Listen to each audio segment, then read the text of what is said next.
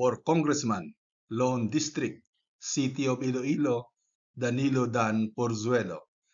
On transportation sector reform, sustainable mobility, and decentralized governance.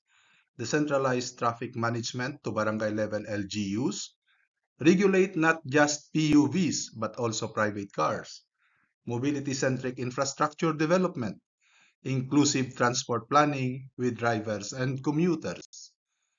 On environment, community-led sustainable development, eco-zoning and green infrastructure, zero waste and circular economy programs, sustainable mobility and clean air initiatives, community-led climate resilience, ecotourism, and heritage conservation. Kung walang korap, walang maghihirap. Youth-powered corruption-free governance.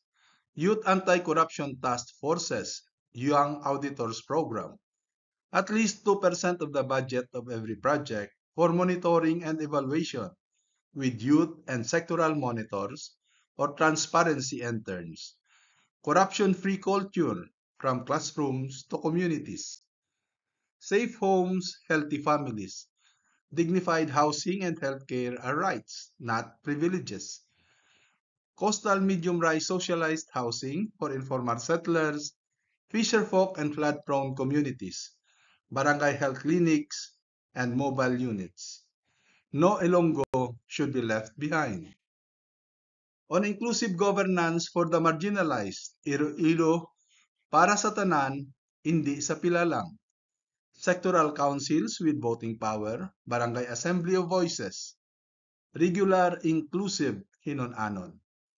Priority programs, urban poor, women and solo parents, PWDs, senior citizens, LGBTQIA+, out-of-school youth, anti-discrimination safeguards. Education for all, a path that leaves no one behind. Direct transportation allowances for students instead of discounts that burden the poor drivers. Decongest public schools, save private schools. Government scholarships for private schools. Tax breaks for businesses that sponsor students in private schools. Scholarship program for OFW dependents. For Congressman, Lone District, City of Iloilo, Danilo Dan Porzuelo.